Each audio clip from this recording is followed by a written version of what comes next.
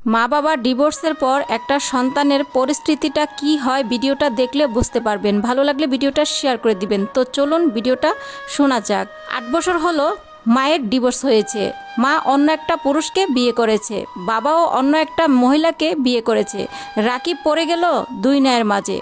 রাকিব বাবার কাছে গেলে বলে তোর মায়ের কাছে যা, কিন্তু মা বোঝে না। বাবার কাছে যদি জোর করে 2 দিন থাকতে চায় তাহলে সৎমা বলে এই ছেলে যদি তোর ঘরে থাকে তাহলে আমি থাকবো না। এইভাবেই সবার লাথি খেয়ে দিন কেটে যায়। আল্লাহকে বিচার দেয় ছেলেটা। এরকম করতে করতে একদিন ছেলেটা তার মায়ের কাছে গেল। মার কাছে গিয়ে বলে মা আমি তোমার কাছে থাকবো। মা বলে কেন, তোর বাবা কি তোরে কিছু বলেছে? ছেলেটা বলে হ্যাঁ আমাকে অনেক কিছু বলেছে, আমাকে মারে খাবার দেয় না। মা ও মা আমাকে একটু খাবার দাও, আমি অনেক দিন হলো ভাত খাই না।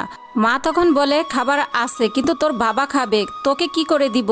ছেলেটা বলে দাও না মা, একটু দাও, খিদা পেয়েছে। মা তখন বলে আচ্ছা দিতেছি, একটু বস। ছেলেটা বলে মা তোমার পায়ে পড়ি, একটু খাবার দাও, আর আসবো না, কথা দিলাম।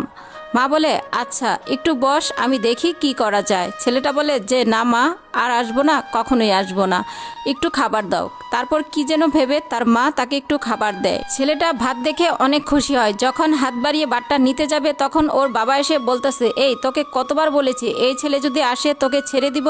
এটা বলে ভাতের প্লেটটা নিয়ে নেয়। ইনি হলেন ছেলেটার মায়ের নতুন জামাই। মা তখন বলতেছে ওর অনেক খিদা লাগছে তাই একটু খেতে দিয়েছিলাম, আর কোনোদিন আসবে না, মাফ করে দাও।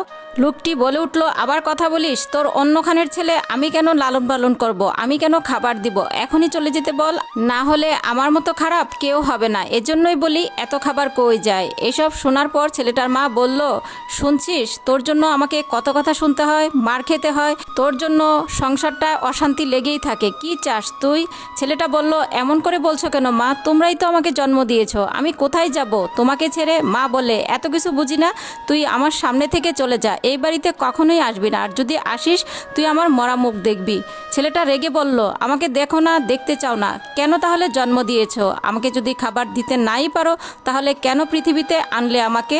আমাকে যদি ভালোবাসা না দিতে পারো তাহলে কেন আমাকে নিলে? কি দোষ ছিল আমার? কেন আমার জীবনটা নষ্ট করে দিলে? তোমরা দুজন যদি আমাকে সন্তান হিসেবে নাই মানতে পারো তাহলে ভালোবাসার জন্মটা কেন দিলে?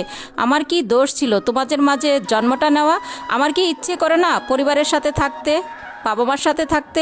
এই সময়টা যদি নাই পালন করতে পারো তাহলে কেন মেরে ফেললে না? কেন আমাকে জন্ম দিলে? তোমরা নামই বাবা মা, কাজের না, তোমরা বাবা মার নামে কলঙ্ক। আমি আর আসবো না, তোমরা সুখে থেকো, ভালো থেকো। তখন ছেলেটা যাবার সময় তার সৎ বাবা ছেলেটার কলার ধরে তাকে এমন জোরে ধাক্কা দিল সে দেয়ালের সাথে পড়ে তার মাথাটা ফেটে গেল আর সেও সেখানে মরে গেল। এটা দেখে তার মা চিৎকার করে কাঁদতেছে আর ছেলেটার মৃতদেহটা যেন বলতেছে মা তোমার কাছে ঠাই হলো বুঝি আমি মারা যেতাম না, তোমার কাছে একটু ভাত পেলে আজ হয়তো শেষ হতাম না। বাবা মা তোমরা এক থাকলে হয়তো আজ বেঁচে থাকতাম। মা তুমি কি পারতে না অন্য কোথাও বিয়ে না করে আমাকে মানুষ করতে? বাবা তুমি কি পারতে না সব কিছু ঠিক করে নিয়ে মাকে নিয়ে নতুন করে বাঁচতে? মা তুমি চাইলেই আমাকে রাখতে পারতে, বাবা তুমি চাইলেই আমাকে খাবার দিতে পারতে। তোমরা যদি এক থাকতে তাহলে আমার কিছুই হতো না। এমনও হাজারো মা বাবার কারণে নিষ্পাপ শিশুদের জীবন নষ্ট হয়ে যায়। হয়তোবা এটা নিছক একটা গল্প, ভুল ত্রুটি হলে ক্ষমা করবেন, আর ভিডিওটা বেশি বেশি শেয়ার করে সবাইকে দেখার সুযোগ করে দিবেন। তো ভালো থাকেন, সুস্থ থাকেন, আল্লাহ হাফেজ।